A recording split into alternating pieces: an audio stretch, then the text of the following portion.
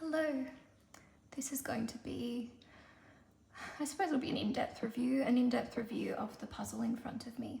It's made by a company called Grimm's, Grimms, like the fairy tales. And Grimm's, I believe, is a Bosnian company. It's definitely European.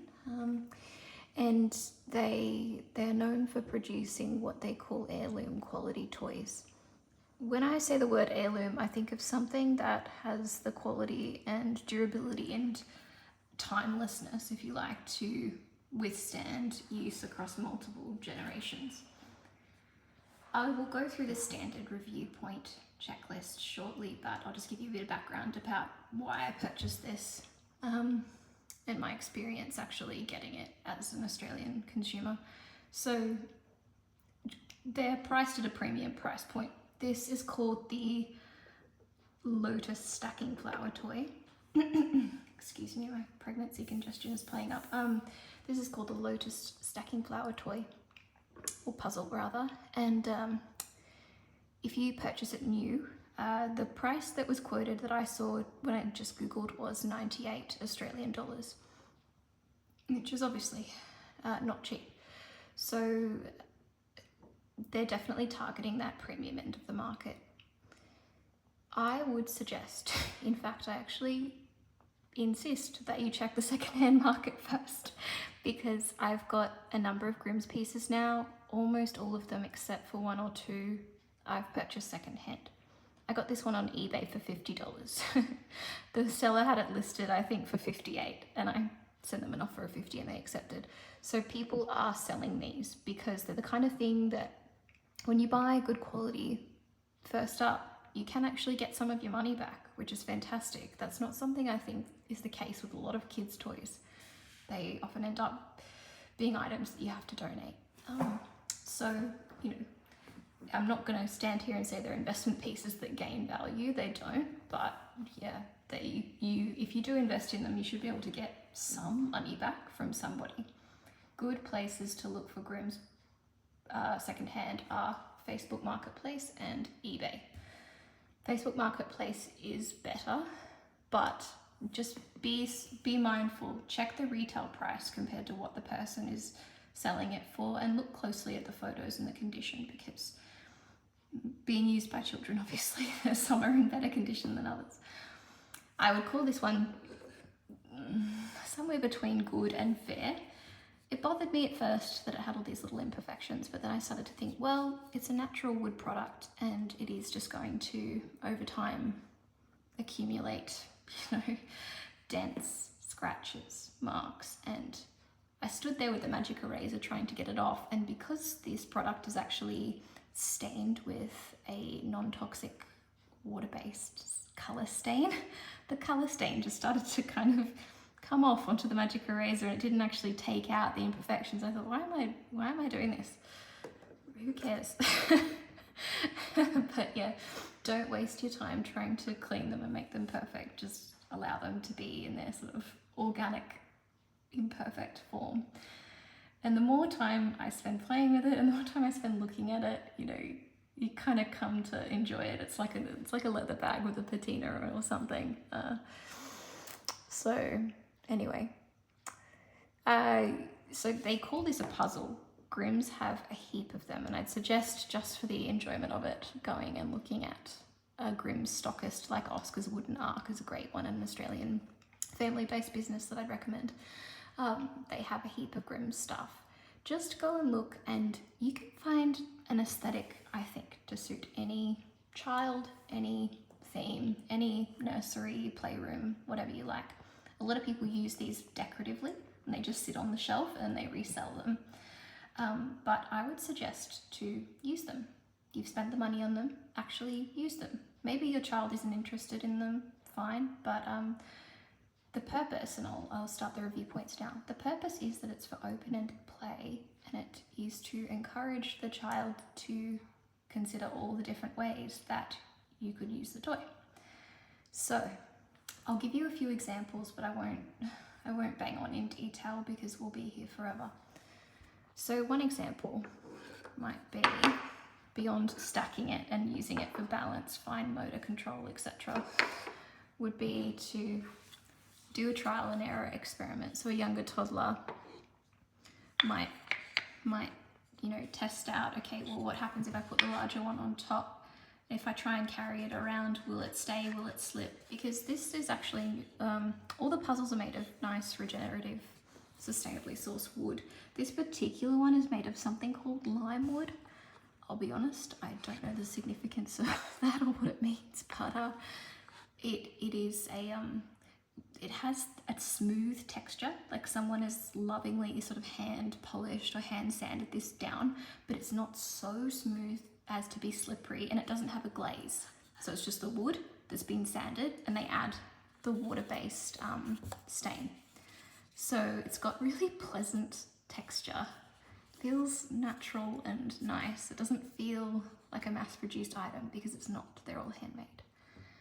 And it does mean that you've got a little bit of slip, so the child will have to register, okay, well, at what point does the friction start to give out when I'm doing any particular thing with it? The suggestions from Grimm's are to go, okay, yes, it's a flower when it's stacked in completion, if you like, in its stock photo position, but you could use it as a fence for animals.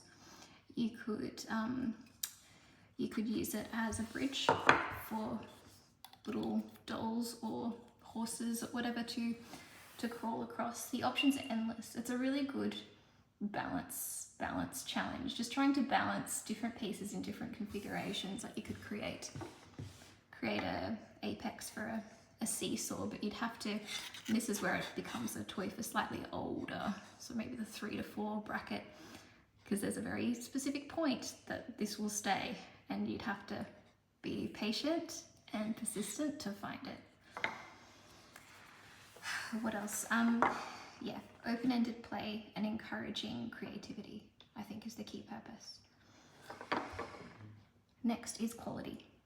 As you may have already ascertained, they're fantastic quality. I would say they're heirloom quality, but be prepared for them to not look perfect. They'll last the distance. They're not going to break, but they're also going to accumulate their fair share of marks, and I think that's part of the charm. Functionality. They are quite functional, the puzzles. I've got a couple, and I'll review the rest of them in due course. They're very functional things, and I don't think there's any further commentary needed on that. I think it's a fantastic, true open-ended toy. One comment about functionality that I should mention that's just come to mind, I don't know if you can see it super clearly, I'll hold it up a little closer. So, I don't know if you can see, but because they're not factory made, they're not perfectly symmetrical. And with these puzzles, there's a way they go that's much more natural and flush with an even or roughly even border. So as your child, is not a younger toddler anymore, they may actually start to notice that detail of like, hang on, it's sitting in a slightly wobbly way. Do I need to actually change the orientation of one piece? So just a small detail, but it's something you'll notice as you interact with and use the toys. And sometimes you can't actually tell which way it's meant to be going until you've actually stacked it all. I found that. But I think it's nice, actually. I think it's good that it's not just, this perfectly symmetrical machine-produced thing. Human hands made this, and that's nice, because so much of what we touch and interact with nowadays, it's the other way, is machine-made. We've done purpose, quality, functionality. I think the next one is slipping my mind. Quite tired at this point. I'm 37 weeks pregnant. I'm going to say the next point is practicality.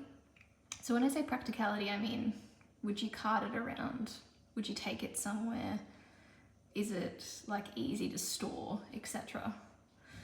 I wouldn't say it's that easy to store. If you're a Montessori adherent, you might choose to use your tray. So you can, in Montessori, if you don't know, they often have trays to kind of contain what they call their activities, their work cycle activities. So all of the parts the child needs to successfully do an activity are contained on the one tray. So in this case, you'd lay the puzzle flat on a tray, and so you then aren't losing pieces everywhere. I'm also a big fan of using canvas drawstring bags. You can purchase them really inexpensively online. I get mine from AliExpress, excuse me, in cute colors, and pack it away in the drawer, and that way you're not sort of, you know, that way it's not out all the time. That way the pieces all stay together.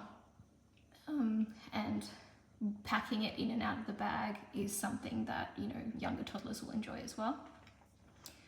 I've got ours on display currently, but I'm a big believer in rotating toys. So we'll have this out for a few more weeks, and then I'll pack it away into a canvas bag that's opaque, and the novelty meter will restore, and then we'll get it out again later.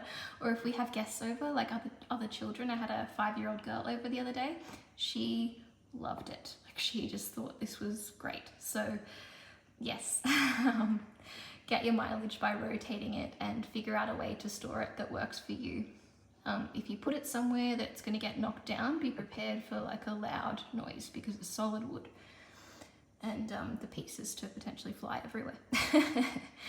And I wouldn't be taking this anywhere, to be honest. It's too heavy, it's too chunky, and that's not what it's meant for. They're not meant to be traveled with. But Grimm's do have other pieces that are smaller that you could travel with. So I'll review some of those in time as well. But the final point is value, and whether I think you should spend your money on this. I think if you have the disposable income to go ahead and purchase a premium toy like this, go ahead and do it, because they're great. I think it's much better to just get like this one nice thing than to have, you know, a bunch of, you know, lesser quality things. But I appreciate that not everyone is in that position. So if that's you, absolutely do what I did.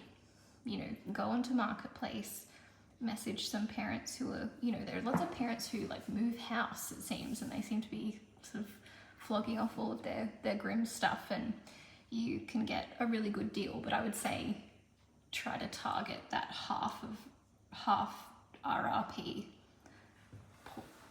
price point.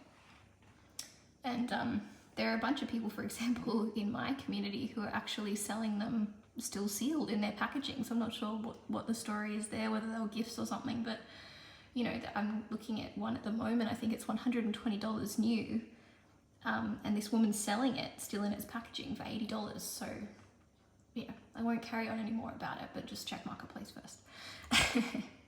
And I would give this product, I give it a 4.5 out of 5. To give something a 5 out of 5, it has to just really, I don't know, have that it factor that I can't quite put my finger on. But I would say that consistently, of the pieces that I use with my son, the Grimm's pieces are the nicest to interact with. And at a slightly sort of lower price point, more accessible range would be the Love Every stuff. But if you're looking to splurge on something lovely, I think Grimm's is a really good place to start. So I hope this was useful. If you have any other questions about Grimm's puzzles or Grimm's products, or this specific one here, please let me know in the comments and I'm happy to answer them. Otherwise, I'll call it here. Thank you.